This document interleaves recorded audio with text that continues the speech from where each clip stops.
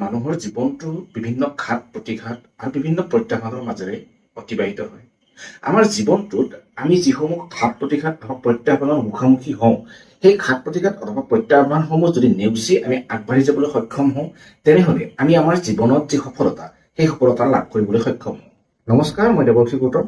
আজি আমি আপোনালোকৰ সৈতে যিটো বিষয় বিশ্লেষণ কৰিবলৈ আগবাঢ়িছো, সেই বিষয়টো হৈছে মানুহৰ জীৱনক অনুপ্ৰেৰণা দিব পৰা এটা বিষয়। আশা ৰাখিম আমাৰ এই বিষয়টোৰ পৰা আপোনালোকে কিঞ্চিত হ'লেও অনুপ্ৰেৰণা লাভ কৰিবলৈ সক্ষম হ'ব। আমি মানুহ হিচাপে জন্ম লোৱাৰ ঠিক পিছৰে পৰা আমাৰ জীৱনটো কিন্তু যথেষ্ট প্ৰত্যাহ্বানেৰে ভৰি পৰে। এটাৰ পিছত আন এটা প্ৰত্যাহ্বানে আমাৰ জীৱনটো প্ৰায় ভাৰাক্ৰান্ত কৰি তোলে। এনে প্ৰত্যাহ্বানসমূহৰ পৰা আঁতৰি নগৈ প্ৰতিটো প্ৰত্যাহ্বানৰ মুখামুখি হ'ব পৰাটো এগৰাকী ব্যক্তিৰ বাবে অতিকৈ গুৰুত্বপূৰ্ণ।